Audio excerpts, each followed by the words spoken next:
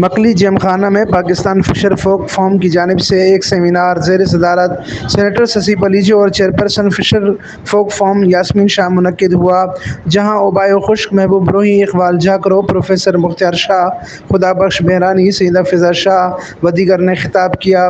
Senator Shashi Palijo نے اپنے خطاب میں کہا کہ سندھ میں دریا اور سمندر کے حوالے سے پاکستان فشر فوک فورم کی کاوشیں قابل تحسین ہیں۔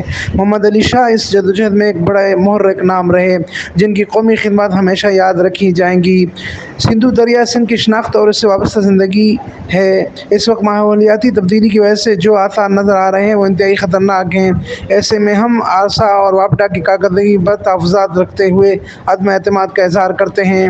انڈس ڈیلٹا اہمیت کا حامل ہے، جس میں انسانی حق کو قانونی حیثیت دلانے کے لیے کاوشیں جاری رہیں گی۔ سینیٹر ششی پلیجو کا مزید کہنا تھا کہ سندھو دریا میں پانی روک کر ایک مخصوص ذہنیت دکھائی گئی ہے اور اب آرسا اور وابڈا کی آپس میں چپکلش بڑھ گئی ہے۔ اس صورتحال میں دونوں کے چیئرمینوں کو استعفیٰ دینا چاہیے۔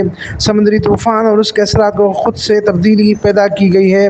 پی ٹی آئی حکومت نے انڈیا میں اپنے ملک کا پانی کیس کمزور رکھا ہے اور آرسا پر قبضہ کر کے من پسند فیصلے کیے جا رہے ہیں۔ سندھ بیراج پر تحفظات رکھتے ہیں۔ دنیا میں ڈیمز ختم کیے جا رہے ہیں، جبکہ ہمارے ہاں جہاں سندھو دریا میں پانی نہیں، وہیں ایک مخصوص ذہنیت ایک طرفہ فیصلے کرتی ہے اور پانی مسائل پر سندھ کو ہمیشہ نظر انداز کیا جاتا ہے۔ انڈس ڈیلٹا اور انسانی زندگی لازم ملزوم ہیں۔ اسے قانونی حیثیت دلانے کے لیے پارلیمنٹ سے قانون سازی ضروری ہے۔ اس حوالے سے ہم نے ہمیشہ سندھ اور سندھو دریا ڈیلٹا اور انسانی زندگی کی آواز بن کر اپنا حق ادا کیا ہے، لیکن افسوس کہ سندھ آواز کو دبا دیا جاتا ہے۔ پاکستان ہمارا پیارا ملک ہے، لیکن پاکستان کا استحکام سندھ مسائل سے وابستہ ہے۔ سندھ حقوق کو اہمیت دینی چاہیے۔ ہم چاہتے ہیں کہ پاکستان مزید مضبوط ہو۔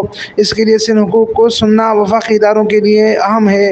سی پیک ایک اہم منصوبہ ہے، پر یہاں ابھی سندھ کی نمائندگی برائے نام ہے۔ اس موقع پر فشر فوک فورم کی جانب سے انڈس ڈیلٹا میں انسانی ذات کو قانونی حیثیت دلانے اور پانی زندگی پر نوجوانوں کو آگاہی مہم دی گئی۔